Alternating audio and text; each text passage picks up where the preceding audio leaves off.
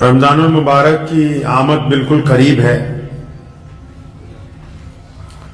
اور رمضان المبارک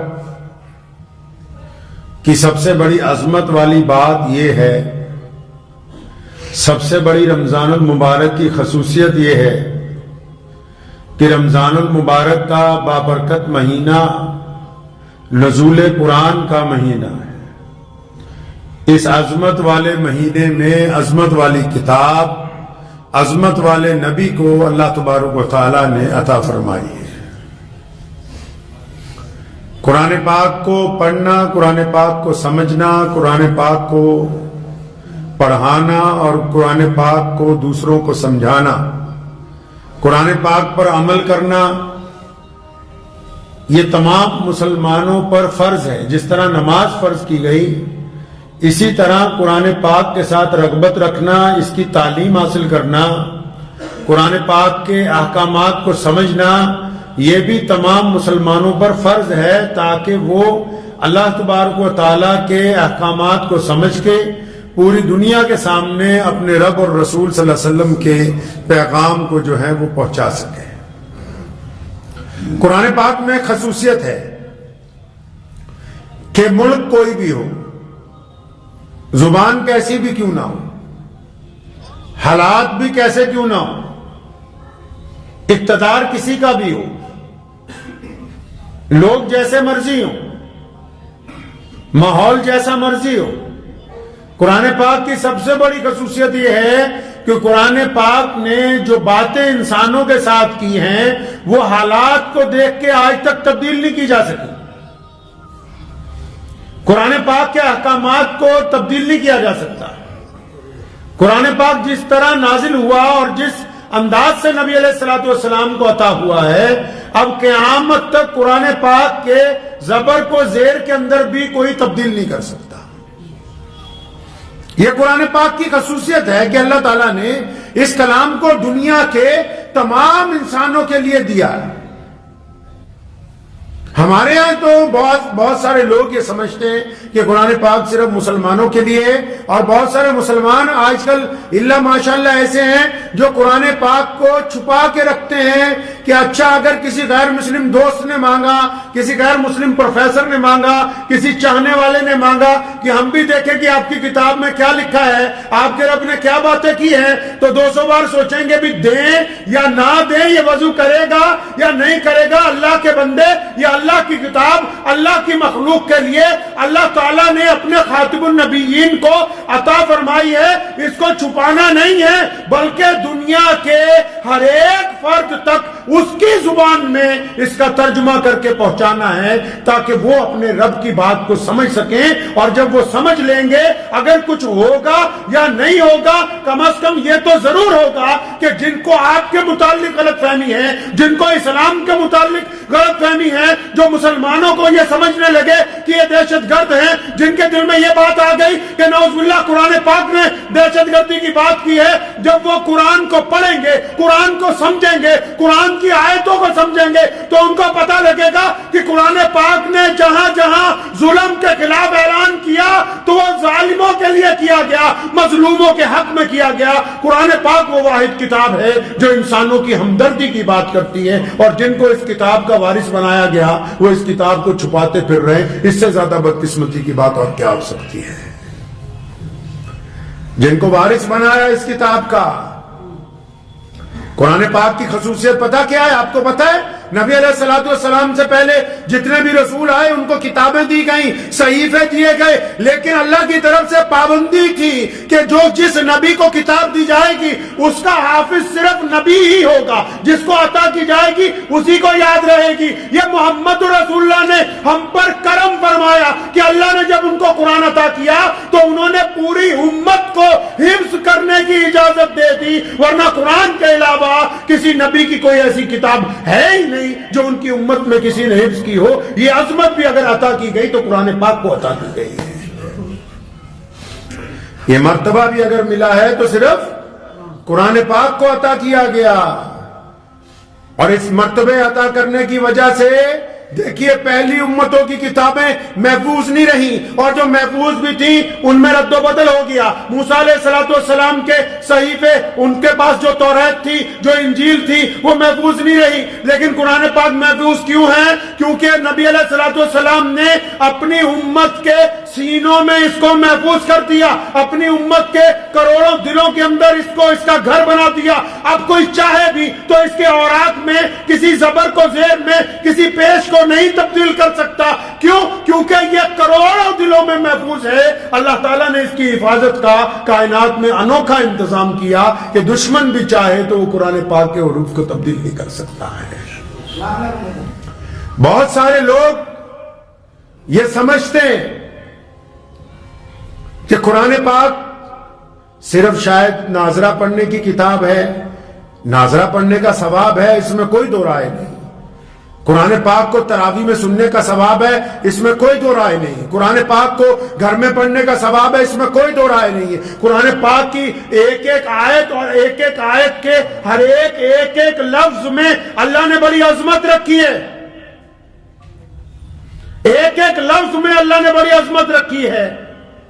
بسم اللہ بھی اگر آپ پڑھیں گے تو با کی الگ عظمت، سین کی الگ عظمت، میم کی الگ عظمت، کوئی لفظ ایسا نہیں جس کو اللہ نے عظمت والا نہ بنایا ہو، برکت والا نہ بنایا ہو، جس کے ساتھ اللہ تبارک و تعالیٰ نے برکتیں نہ جوڑ دی ہوں، عظمتیں نہ جوڑ دی ہوں۔ لیکن اس کے باوجود ہمیں یہ پابند کیا گیا کہ اس کو پڑھنا تو ہے، اس کو برکت کے لیے تو پڑھنا ہے، اس کو کسی کی بیماری کے لیے تو پڑھ سکتے ہیں، لیکن سب سے پہلے اس کو پڑھنا ہے تو عمل کرنے کے لیے پڑھنا ہے۔ اگر اس کی تشہیر کرنی ہے تو اپنے آپ کو سیدھے راستے پر لانے کے لیے کرنی ہے۔ اب بدقسمتی کی بات تو یہ ہے کہ ہم نے قرآن پاک کو اس کے نزول کے مطابق، قرآن پاک کو اس کے مقصد کے مطابق، قرآن پاک کو اس کے ترجمے کے مطابق پڑھنا بالکل بند کر دیا ہے۔ ہم پریشان کیوں ہیں؟ ہم کیوں پریشان ہیں؟ کیونکہ ہم نے قرآن پاک کو ترجمے کے ساتھ پڑھا نہیں۔ ہم قرآن پاک کو دم کرنے کے لیے استعمال کرتے رہے اور قرآن پاک کو ترجمے کے ساتھ نہیں پڑھا۔ اچھا ترجمے کے ساتھ پڑھتے تو ہمیں پتہ لگتا کہ جو بیپاری بیپار کر رہا ہے، یہ جو ترازو ہاتھ میں پکڑا قرآن پڑھا ہوا ہوتا اور اس نے ترجمہ پڑھا ہوا ہوتا تو اس کو پتہ ہوتا کہ میں ایک بیپاری ہوں، میرے رب نے قرآن میں مجھے کہا ہے کہ برابر تولنا، غلط مت تولنا، میری نگاہ تجھ کے اوپر ٹکی ہوئی ہے۔ کیونکہ قرآن نہیں پڑھا، اس لیے افسر تو بن گیا ہے، اقتدار میں تو آ گیا ہے، لیکن بڑے لوگوں کو کچھ کرنے کے لیے کام کرتا ہے، اپنی مرضی کے مطابق قرآن کرتا ہے۔ لیکن اگر قرآن پڑھا ہوتا تو پھر اس کی بات سمجھ آ جاتی کہ میں کلمہ لا الہ الا اللہ محمد رسول اللہ پڑھنے والا ہوں، میں انصاف کا قلم لے کے بیٹھا ہوں، میں کسی کو مسلمان ہونے کی وجہ سے چھوڑ نہیں سکتا، کسی کو غیر مسلم ہونے کی وجہ سے سزا نہیں دے سکتا، بلکہ جو رب رسول نے انصاف کے تقاضے پورے کرنے کے لیے کہا ہے اس کے مطابق کام کروں گا۔ قرآن کیونکہ پڑھتے نہیں ہیں، ہم نے سمجھا ہی نہیں قرآن پاک کو۔ قرآن پاک نے ہمارے ساتھ گفتگو کی ہے بار بار، آج بھی بڑی ذمہ داری کے ساتھ یہ بات عرض کی جاتی ہے۔ آج بھی اگر رمضان آنے والا ہے، 2-3 دن رہ گئے، آپ قرآن پاک کو پہلے پارے سے پڑھنا شروع کیجئے اور اس کا ترجمہ ساتھ میں پڑھیے، اس کی تفسیر پڑھیے۔ یہ دعویٰ کیا جاتا ہے آج بھی پوری کائنات میں اگر کوئی زندہ کتاب ہے،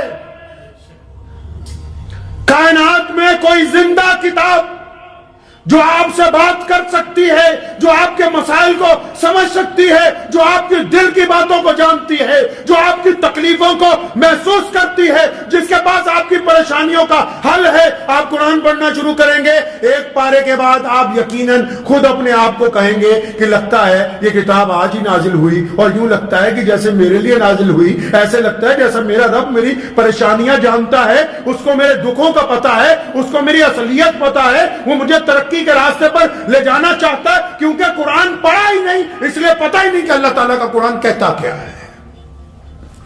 کسی غیر مسلم نے اٹھ کے اگر کہہ دیا کہ قرآن پاک میں نعوذ باللہ جہاد کی آیتیں ہیں، ارے مسلمانوں کم از کم پڑھو تو صحیح قرآن کو۔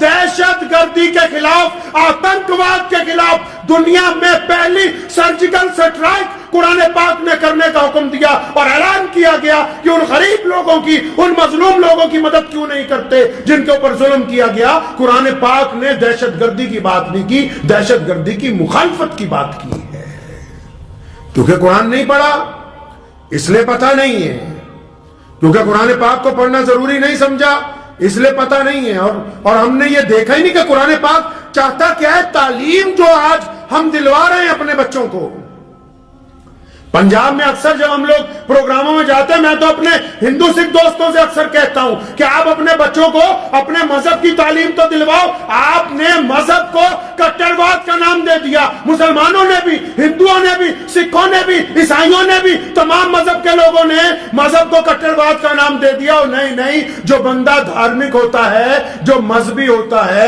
وہی تو اچھا انسان ہوتا ہے، کیونکہ اس کے دل میں اپنے رب کا خوف ہوتا ہے۔ اس کا مذہبی ہونے کا مطلب کہ وہ نیک انسان ہے۔ آپ اپنے بچے کو قرآن نہیں پڑھانا چاہتے تو آپ کا بچہ بھی آپ کی قدر نہیں کر سکتا۔ کیوں؟ کیونکہ جو تعلیم آپ انگریزی اسکولوں میں ان کو سمجھا رہے ہیں، جو تعلیم آپ انگریزوں کی ان کو دلوا رہے ہیں، کن انگریزوں کی تعلیم؟ آج اگر آپ کسی بڑے یورپ کے ملک میں چلے جائیں تو فیملی کا جو سسٹم ہے وہ ختم ہو گیا۔ کیوں ختم ہو گیا؟ کیونکہ ماں باپ کو اولاد سے پیار نہیں، اولاد کو ماں باپ سے پیار نہیں۔ اچھا ایک بڑھیا سا جانور جس کو پپی کہتے ہیں، کتا، اس کو خرید کے لوگ پالتے ہیں، اپنے گھر میں رکھتے ہیں، اپنے بستر میں اپنے ساتھ سلاتے ہیں۔ وہ لوگ جن کے پاس بڑی بڑی ڈگریاں ہیں، جن کے پاس دولت ہے، جن کے پاس پیسہ ہے، جن کے بڑے بڑے محل ہیں، جن کے پاس کوٹھیاں ہیں، اچھی اچھی کاریں ہیں، وہ اچھا سا کتا خریدتے ہیں اور اس کے اوپر پیسے خرچ کرتے ہیں، اس کو نہلاتے ہیں روزانہ، اس کو ڈاکٹر کے پاس لے کے جاتے ہیں، واک میں صبح اپنے ساتھ لے کے جاتے ہیں، اس کو رات کو اپنے بستر میں سلاتے ہیں اور اپنے ماں باپ کو اولڈ ہوم چھوڑ کے آتے ہیں، اپنے ماں باپ کو برد آشرم میں چھوڑتے ہیں۔ کیوں؟ کیونکہ ان کے پاس مذہب کی تعلیم نہیں ہے۔ ان کو یہ تو پتہ لگ گیا کہ پیسے کمانے، عیاشی سے زندگی گزارنی، آرام سے زندگی گزارنی ہے، لیکن اگر ان ماں باپ نے جو آج اولڈ ہوم میں دولت ہونے کے باوجود بیٹھے ہیں، اگر انہوں نے اپنے بچوں کو اپنا مذہب پڑھایا ہوتا تو یہ بچے اپنے رب سے ڈر جاتے، اپنے رسول کا کہنا مانتے۔ ان کو پتہ ہوتا کہ زیادہ پیسوں کا مطلب یہ نہیں کہ بڈھا بڈھی کو اٹھا کے گھر سے پھینک دو، کہ جب تک یہ بڈھا اور بڈھی راضی نہیں ہوتے اللہ راضی نہیں ہونے والا ہے۔ یہ تعلیم کس نے دینی تھی؟ یہ تعلیم قرآن پاک نے دی ہے، اور حکم ہوا، فرمایا جب ماں باپ کے پاس جاؤ وہ بوڑھے ہو جائیں، یہ دونوں کندھوں کے متعلق لکھا، فرمایا ایسے دبا کے جھک کے جیسے کوئی نوکر اپنے مالک سے ملتا ہے، کندھے جھکا کے اپنے ماں باپ سے ملو۔ اور فرمایا جب آگے سے ڈانٹیں، کیونکہ بوڑھے آدمی کو بعض اوقات سمجھ نہیں رہتی، تو فرمایا آگے سے اگر ڈانٹ دے ماں باپ تو اوف بھی نہ کہنا، کیونکہ تو جب چھوٹا تھا گوشت کا لوتھڑا تھا اور تجھے انہوں نے اپنے جگر کا خون پلا پلا کے پالا ہے، اپنا پیٹ کاٹ کے تجھے کھلایا ہے۔ قرآن پاک میں یہ خاصیت ہے، کیونکہ قرآن نے ایک بہت بڑے عالم کو، قرآن نے ایک بہت بڑے افسر کو، قرآن نے ایک بہت بڑے وزیر کو، قرآن نے ایک غریب کو، بڑے اور چھوٹے کو، جن کے دلوں میں قرآن کا احترام ہے، وہ اپنے ماں باپ کے غلام بنے ہوئے ہیں، اور جنہوں نے قرآن پاک کو پڑھا ہی نہیں وہ ماں باپ کو گالی دے کے نماز پڑھنے جا رہے ہیں۔ ان کو پتہ ہی نہیں کہ ماں باپ کی ناراضگی کے بعد نماز ہوتی ہی نہیں ہے، ان کو پتہ ہی نہیں کہ قرآن پاک کی عظمت کیا ہے، قرآن پاک آپ سے چاہتا کیا ہے۔ قرآن پاک نے کوئی بات ہی نہیں ہے ایسی آپ جائیں آپ کہیں میں سائنسدان بننا ہوں، قرآن کہتا ہے سائنسدان بن گئے اور اللہ تعالیٰ نے پھر اس کے رموز لکھے۔ ایک بہت بڑا کیپٹن جو سمندر کا تھا، وہ ایمان جب لے کے آیا जर्मन का रहने वाला था, तो उसने ईमान क्यों लेके आया? उसको किसी साहब ने कुरान पाक दिया, उसने कुरान पाक में जब समुंदर का जिक्र पढ़ा, कुरान पाक में हजरत यूनुस अलैहिस्सलाम का वाकया है, फिर उस मछली का वाकया है जो यूनुस अलैहिस्सलाम को अपने पेट में लेके समुंदर में उतरी, फिर उस तहतुस सरा का वाकया है जो समुंदर के नीचे फिर एक समुंदर है, फिर उससे अगले समुंदर का वाकया है जो बिल्कुल काला है, जहां बिल्कुल अंधेरा है। जब उन समुंदरों का जिक्र उसने पढ़ा तो उसका दिमाग घूम गया, वो कहने लगा ये मोहम्मद रसूलुल्लाह, हमारे प्यारे पैगंबर। क्योंकि गैर मुस्लिम दोस्त बहुत सारे ये समझते हैं कि शायद कुरान पाक मोहम्मद रसूलुल्लाह की किताब लिखी हुई है। नहीं, कुरान पाक को मोहम्मद रसूलुल्लाह को अल्लाह ने दिया है, ये अल्लाह की किताब है। जब उसने ये वाकया पढ़ा समुंदर का, तो उसने नबी अलैहिस्सलाम की जिंदगी पर किताबें मंगवा ली कि मैं ये पढ़ूंगा कि वो कौन से जहाज में बैठे थे, कौन से कपड़े इस्तेमाल किए थे, किस तरह आज से 1450 साल पहले समुंदर के नीचे चले गए। उनको कैसे पता है कि समुंदर के नीचे एक और समुंदर है, कि मेरी जिंदगी तो 50 साल गुजर गई, मुझे पहली तय का पता है, मुझे पता है कि उसके नीचे एक और जगह है, लेकिन हम जा नहीं सके। ये कुरान कैसे बातें करता है कि इतनी नीचे जाके तहतुस सरा में वो उतर गई है मछली। तो वो बड़ा हैरान हुआ, कहने लगा मोहम्मद रसूलुल्लाह की जिंदगी पढ़नी है, कौन सी किश्ती इस्तेमाल की, कौन से कपड़े इस्तेमाल किए, कौन सी गैस इस्तेमाल की। और जब किताबें पढ़ी, पता लगा प्यारे पैगंबर तो कभी कश्ती पर सवार ही नहीं हुए, प्यारे पैगंबर ने तो कभी समुंदर का सफर किया ही नहीं। तो उसको किसी बताने वाले ने बताया ये किताब अल्लाह की किताब है, ये मोहम्मद रसूलुल्लाह पर नाजिल की गई है, इसमें दुनिया के आखिरत के तमाम राज अल्लाह ने अपने महबूब के ऊपर खोल के बयान किए हैं। तब उसने कहा कि बेशक मैं इस बात को मानने के लिए तैयार हूं, समुंदर का माहिर होने के बावजूद, कि अगर कोई सच्ची किताब है तो मोहम्मद रसूलुल्लाह को अता की गई कुरान पाक है।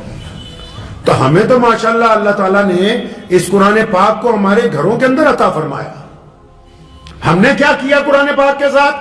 कल मुझे एक मौलाना साहब का फोन आया, थोड़ी नाराजगी में बोल रहे थे कि हज़रत आपने कह दिया घरों में तरावियां मत कराओ, फिर ये हाफिज बेचारे, तो ये हाफिज इसलिए तो नहीं बन गए कि इनको चंद पैसों की जरूरत है, ये अल्लाह तबारक व तआला के कुरान के मुहाफिज हैं, जो इनका दर्जा है तुम्हारी अकल वहां तक पहुंच ही नहीं सकती। तुम्हें 5-10 हजार 50 हजार नजर आ रहे होंगे, कुरान के साथ खिलवाड़ करना चाहते हो, क्योंकि जिनकी गैरत मर गई ना, जिनका ज़मीर मर गया है, असल मौत वो नहीं होती जब बंदे की सांस रुक जाती है, असल मौत वो है जब किसी की गैरत मर जाए। ये गैरत भी तो मर गई कई मुसलमानों की कि 3 दिन में कुरान खत्म कराना है, और उन 3 दिन के कुरान पाक में बाहर बीड़ियां पिए, बाहर पान खाएं, बाहर चाय पिए, और जब ये इमाम 2 बारे पढ़ने के बाद रुकू करे, हाई करते दौड़ते हुए आओ और रुकू में शामिल हो जाओ। ये गैरत ही तो मर गई कि खुदा के अज़ाब को ललकारते फिरते हो तुम। और बेअदबी किसको कहते हैं, और दीन में गुंडागर्दी किसको कहते हैं? इस्लाम को छोड़ा कदम कदम पर, तभी तो आज सुरैया से जमीन पर आके गिर गए। कदम कदम पर दीन में गुंडागर्दी करने की कोशिश करते हैं। क्या इसलिए अल्लाह तबारक व तआला ने कुरान पाक हमें अता फरमाया था? अरे रमजान का मुकद्दस महीना है, रमजान में तो बात ही कुरान पाक की होनी चाहिए। रमजान में आपको पता है जब कोई कारी कुरान पाक को पढ़ता है अपनी खुशलिहान आवाज में, जैसे अभी आप कोई नात पढ़ने वाला नात पढ़ेगा या कोई अभी यहाँ कारी कुरान पढ़ने लग पड़े, तो अगर कोई मजमा ना भी हो, जहां जहां आवाज आएगी लोग आने लगेंगे, भीड़ इकट्ठी होने लगेगी। जब कोई कारी अल्लाह का कुरान पढ़ता है, हदीस पाक का मफहूम है कि फरिश्ते दौड़ दौड़ के आने लगते हैं उस कुरान को सुनने के लिए, क्योंकि फरिश्तों को कुरान सुनने की तो इजाजत है, पढ़ना उनको नहीं आता, वो पढ़ने नहीं काबिल। इसलिए वो जब कोई कारी कुरान पढ़ता है लपक लपक के सुनने के लिए आते हैं, और जिनको अल्लाह ने खुद पढ़ने की हिम्मत अता की हो वो कुरान पाक पढ़ने के लिए तैयार नहीं है। ये जिनके दिमाग में है ना कि दूसरों से पढ़वा लेंगे, हर एक रमजान में अगर आप नाजरा भी पढ़ते हैं तो कम से कम एक कुरान पाक खत्म करना जरूरी है। अगर आपको टूटा फूटा तरीके से भी पढ़ना आता है तब भी, ये उजर नहीं है कि जी हमारी रवानगी नहीं है, ये कोई उजर नहीं।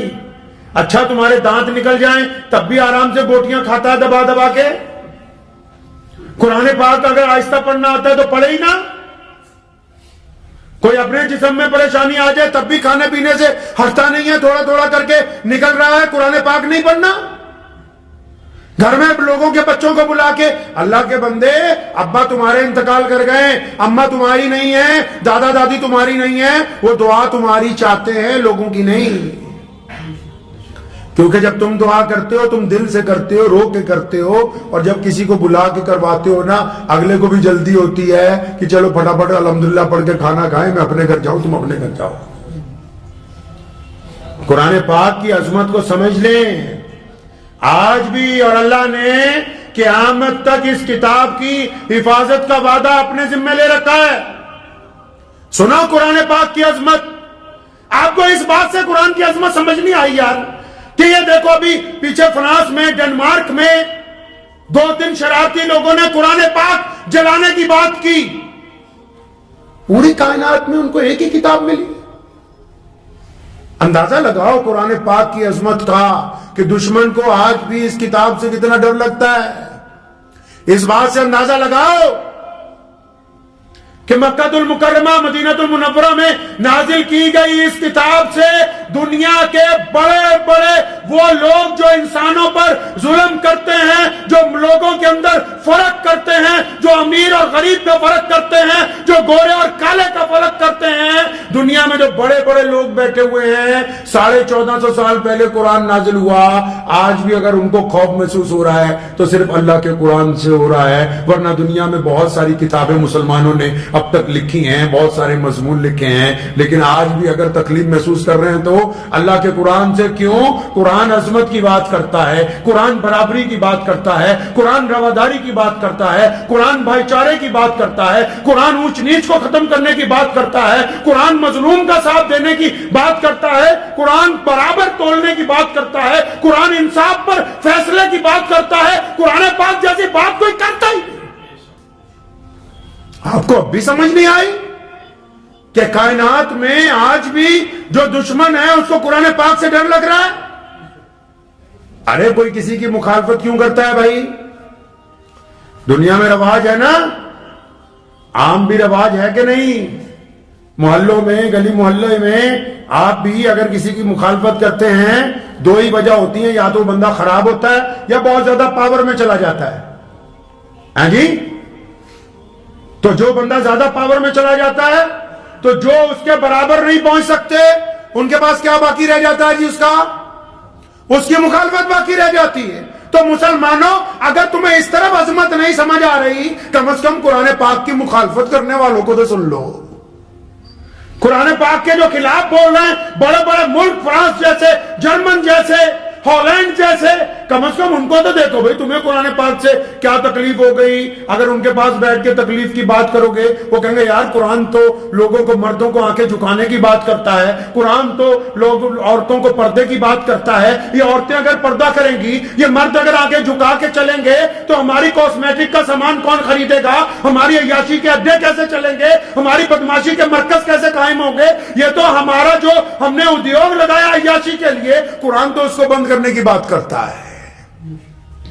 ان کو جا کے پوچھو کہ تمہیں قرآن پاک سے کیا تکلیف ہے، وہ قرآن تو مکمل تولنے کی بات کرتا ہے، ہم تو 10 ملی میٹر لکھ کے 900 ملی میٹر شیشی میں ڈالتے ہیں، ہر ایک پر 100 گرام بچاتے ہیں، اگر قرآن کے حکم کے مطابق چلتے ہیں پھر تو ہماری ٹھگی ٹھوری کا دھندا بند ہو جاتا ہے۔ قرآن تو مظلوموں کا ساتھ دینے کی بات کرتا ہے، قرآن تو یتیم کو عزت دینے کی بات کرتا ہے، قرآن اپنی بہن کو حصہ دینے کی بات کرتا ہے، قرآن ماں کے پیروں میں جنت کی بات کرتا ہے، قرآن والدین کے حقوق کی بات کرتا ہے۔ وہ کہتے ہیں اگر اس کے کہنے کے اوپر چلیں گے پھر تو ہمارا سارا سرمایہ بڑھ جائے گا۔ لیکن یاد رکھو، زندہ قومیں کامیاب وہی ہیں، کامیاب وہی ہیں کائنات میں جنہوں نے اپنے رب اور رسول کی پیروی کی ہے، جنہیں رب اور رسول کا کہنا مانا ہے۔ ہمارے پاس اللہ تبارک و تعالیٰ نے قرآن پاک جیسی خوبصورت کتاب عطا فرمائی جو ہمارے لیے مشعل راہ ہے۔ نبی علیہ الصلوۃ والسلام نے اس قرآن پاک کو بے انتہا تکالیف کے بعد ہمیں عطا کیا ہے۔ نزول قرآن کے اگر آپ واقعات پڑھیں گے، امی عائشہ فرماتی ہیں سخت سردی میں بھی اگر جب قرآن پاک نازل ہوتا تھا نبی علیہ السلام پہ تو آپ صلی اللہ علیہ وسلم کا چہرہ مبارک پیشانی مبارک پسینے سے تر ہو جاتی تھی. پھر ایک جگہ لکھا ہے قرآن پاک جب نازل ہوتا تھا تو اگر سواری پر ہوتے تھے تو اتنا وزن تھا کہ سواری ہمیشہ زمین پر بیٹھ جایا کرتی تھی. سیدنا ابو بکر فرماتے ہیں ایک دفعہ میری ران پر سر تھا, نبی علیہ السلام آرام فرما رہے تھے, قرآن پاک کا نزول شروع ہوا, فرمایا اتنا وزن تھا مجھے محسوس ہوا کہ شاید میری ران کی ہڈی ٹوٹ جائے گی. پیارے نبی علیہ السلام نے یہ عظمت والی کتاب بڑی مشقت سے امت کو عطا کی, اور آپ کو کیسے عطا کرتی؟ رحمت بنا کے, ہدایت بنا کے, شفقت بنا کے. اب تم بسم اللہ پڑھ کے پھونک مار دو, اللہ برکت عطا فرما دیں گے. تم بسم اللہ پڑھ کے گاڑی چلاؤ, ایکسیڈنٹ ممکن ہو ہی نہیں سکتا. تم بسم اللہ پڑھ کے کام شروع کرو, اس کے اندر فائدہ شامل ہو جائے گا. اللہ تبارک و تعالیٰ نے تمہیں یہ جو کتاب رسول کو عطا فرمائی اپنے صلی اللہ علیہ وسلم کو, نبی علیہ السلام نے اس کو رحمت بنا کے آپ کو دے دیا. اب تو اس کی قدر کرنی چاہیے کہ نہیں کرنی چاہیے؟ اچھا کہتے ہیں کہ مریض جب بیمار ہو پھر تو دوائی زیادہ اچھے طریقے سے کھاتا ہے. تو اب تو کچھ پریشانیاں ہیں, کچھ دکھ ہیں, کچھ تکلیفیں ہیں. ہم اپنے دکھوں میں تکلیفوں میں ڈاکٹر کے پاس تو جا رہے ہیں, اپنے رب کی طرف رجوع نہیں کر رہے. ڈاکٹر کے پاس تو جا رہے ہیں, اپنے قرآن کو نہیں پڑھ رہے. ٹھیک ہے ڈاکٹر دوائی دے سکتا ہے, شفا کا فیصلہ نہیں کر سکتا. موسیٰ علیہ السلام کو تکلیف ہوئی, اللہ تعالیٰ نے کہا فلاں جڑی بوٹی کھا لیجئے, کھائی شفا ہو گئی. دوبارہ ہوئی وہی کھائی تو تکلیف بڑھ گئی. کیوں؟ شفا اللہ تعالیٰ دینے والے ہیں, ڈاکٹر دینے والا نہیں ہے. تو جو دنیاوی اسباب کو اختیار کر رہے ہیں تو کم از کم یہ بھی ذہن میں رکھنا چاہیے کہ ہم اللہ کے قرآن کے ساتھ جڑے رہیں گے انشاءاللہ. اور جو غیر مسلم دوست بھائی اس نیت کے ساتھ نہیں کہ ہم تو اس لیے قرآن شریف بانٹ رہے ہیں کہ پتہ نہیں فلاں بندے نے ایمان لے آنا ہے, وہ بات کی بات ہے, مقدر کی بات ہے. لیکن دنیا کے لوگوں کو یہ بتانے کے لیے کہ قرآن پاک نبی علیہ السلام پر نازل ہونے والی وہ کتاب ہے جس نے تمام انسانوں کے ساتھ رواداری کی بات کی ہے, جو تمام انسانوں کی ہمدردی کی بات کرتا ہے, جس میں کسی کی مخالفت میں, کسی کے خلاف, کسی کا نام لے کے کوئی بات نہیں کہی گئی. جو غلط فہمیاں اسلام دشمن طاقتوں نے عام لوگوں کے دلوں میں ڈالی وہ کیسے دور ہوں گی؟ وہ تب دور ہوں گی جب میں اور آپ قرآن پاک کو ہدیتاً لوگوں کو دینا شروع کریں گے. قرآن پاک کو ہدیتاً لوگوں کو دینا شروع کریں تاکہ لوگ اس سے فائدہ اٹھا سکیں, اپنی غلط فہمیاں دور کر سکیں. اپنی مادری زبان میں اس کا ترجمہ کیجئے, اپنی مادری زبان میں. ہم لوگ ابھی وہاں مہاراشٹر گئے تھے تو یہ سن کے بڑی حیرانی ہوئی کہ مراٹھی میں قرآن پاک کا ترجمہ نہیں وہاں موجود تھا. کشمیر میں گئے, اس دن جموں میں پروگرام تھا, بڑی خوشی ہوئی کہ گوجری میں مولانا نے قرآن پاک کا ترجمہ کیا اور پھر وہاں کی مقامی زبان میں بخاری شریف کا ترجمہ کیا. یہ ضرورتیں ہیں, آپ اپنی زبان کو نظر انداز مت کیجئے. اپنے لب و لہجے میں, اپنی زبان میں اپنے رب کی, اپنے نبی علیہ السلام کی باتیں, ان کا ذکر اپنے حلقے کے اندر کیجئے. اگر آپ ایسا کریں گے اللہ تبارک و تعالیٰ اس کا فائدہ عطا فرمائیں گے. کریں گے انشاءاللہ. تو وعدہ کر لیں کہ اس رمضان میں انشاءاللہ جو ناظرے والے ہیں وہ بھی مکمل قرآن ختم کریں گے انشاءاللہ. اور اپنی اپنی مسجدوں میں 27ویں شب کو کم از کم ہمارے اکابرین کا یہ رواج رہا ہے اور تمام دنیا میں بھی یہ رواج ہے کہ قرآن سارا مہینہ سنتے تھے. یہ تو ہمیں کوئی پتہ نہیں نظر لگ گئی یا بیماری لگ گئی یا حرام کھانے سے کچھ جراثیم پیدا ہو گئے کہ ہم چاہتے ہیں کہ بس ایک ہفتے میں 15 دن میں نپٹ کے ادھر ادھر جائیں, آوارہ گردیاں کرتے پھر رمضان کے مقدس مہینے میں گناہ ہو جائیں تاکہ اور مصیبت سر پہ پڑ جائے. کم از کم اپنی اپنی مسجد میں 27 دن کا قرآن پاک ختم کروائیے. سارا رمضان مسجد کی رونق بن کے رہیے. خدا کی قسم آپ مسجد میں رونق بن کے آئیں گے. یہ مسجد آپ کے لیے دعا کرے گی رات کے پچھلے پہر کہ اللہ جنہوں نے مجھے آباد کر رکھا ہے نا تو ان کے گھروں کو آباد کر دے. اس لیے مسجدوں کی دعائیں لیں, مسجدوں کی بددعائیں نہ لیں. وآخر دعوانا ان الحمدللہ. مجھے امید ہے کہ آپ کو یہ ویڈیو پسند آئی ہوگی. اگر پسند آئی ہو تو یہ آپ اپنے دوستوں کے ساتھ شیئر کریں اور اس چینل کو سبسکرائب ضرور کریں.